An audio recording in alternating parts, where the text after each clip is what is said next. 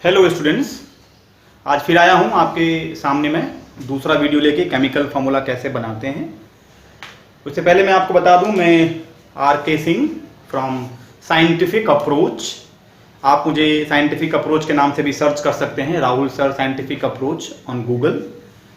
आप वहाँ के पेज पे लाइक कर सकते हैं, उसको सब्सक्राइब कर सकते हैं मेरे सारे वीडियोज़ और सारे इन्फॉर्मेटिव मैसेज को पढ़ने के लिए, देखने के लिए। तो हम अब शुरू करते हैं अपने टॉपिक को।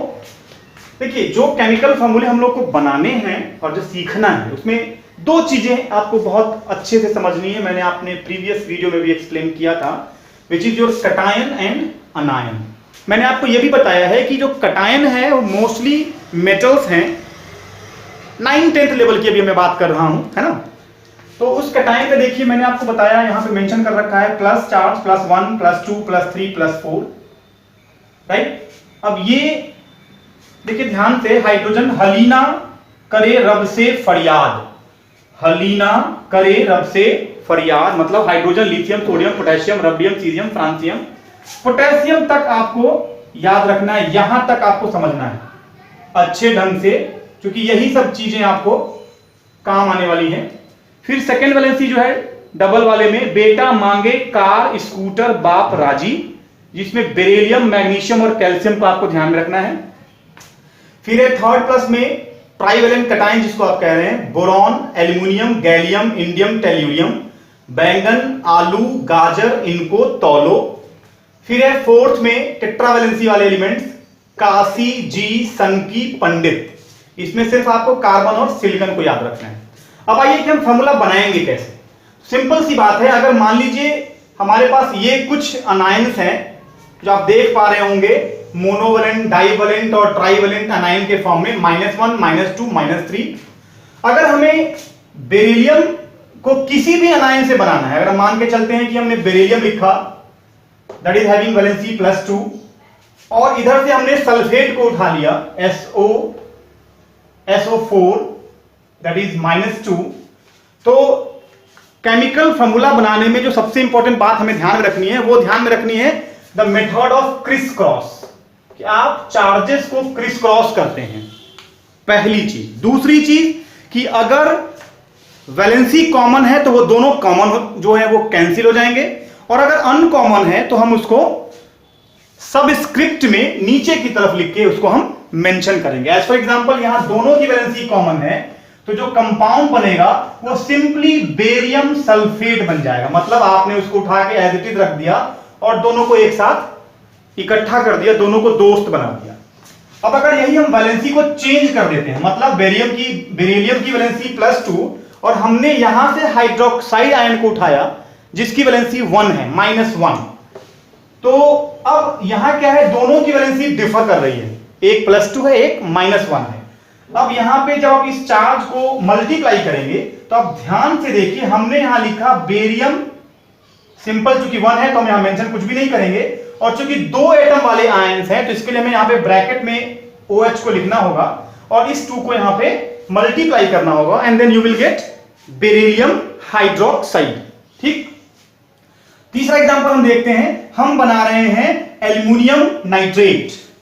एल्यूमिनियम की वैलेंसी है +3, नाइट्रेट की वैलेंसी है -1।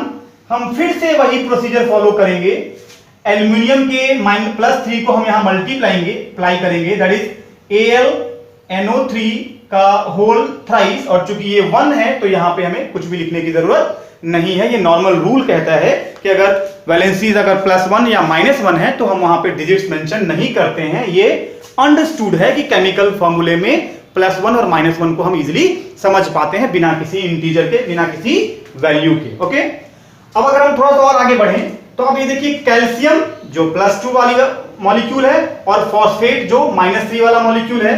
तो आपको मैं यहां दिखाऊं केमिकल फॉर्मूले बना के कि अगर हम एल्यूमिनियम दैट इज +3 और फॉस्फेट दैट इज -3, तो सिंपल सी बात हो गई, फिर से ये कॉमन वैलेंसी वाला मॉलिक्यूल है, तो हमारा केमिकल कंपाउंड जो बनेगा वो बनेगा AlPO4, राइट। अब अगर यही हम वैलेंसीज को या आयंस को अगर हम डिफर कर दें, वेरिएबल वैलेंसीज वाले को यूज करें, हम फर्स्ट ग्रुप से लेते हैं जिनकी वैलेंसी +1 है, Na+, और इधर हम कार्बोनेट लेते हैं -2 के साथ, तो वी हैव CO3 -2। अब फिर से ध्यान से देखेंगे हम लोग, फिर इस इंटीजर को हम मल्टीप्लाई करेंगे and we will get the formulae Na2CO3 that is sodium carbonate. या हम इसी सोडियम को अगर हम फॉस्फेट से मल्टीप्लाई करते हैं, फॉस्फेट के साथ केमिकल कंपाउंड बनाते हैं, तो फिर से वही फॉर्मूला हमारा दोबारा फिर से बनेगा उसी क्रिस क्रॉस के प्रोसेस के through and we have a formulae sodium Na3PO4 sodium phosphate. अगर हम दूसरी चीज एक और देखें, अगर अगर केमिकल फॉर्मूले बना रहे हैं मैग्नीशियम का फॉस्फेट के साथ, तो मैग्नीशियम की वैलेंसी है +2, फॉस्फेट की वैलेंसी है -3। अब यहां दोनों वैलेंसी बिल्कुल डिफर कर रहा है, मतलब हमें दोनों में मल्टीप्लाई करना है, दोनों के साथ सबस्क्रिप्ट में नीचे की तरफ मैग्नीशियम के साथ ये 3 लिखेंगे और फॉस्फेट के साथ हम ब्रैकेट में, चूंकि यहां पे एक से ज्यादा एटम वाले आयंस हैं, पॉली एटॉमिक आयंस कहला रहे हैं ये, तो हम यहां पे PO4 का होल ट्वाइस मेंशन कर देंगे and we get the formula magnesium phosphate, right.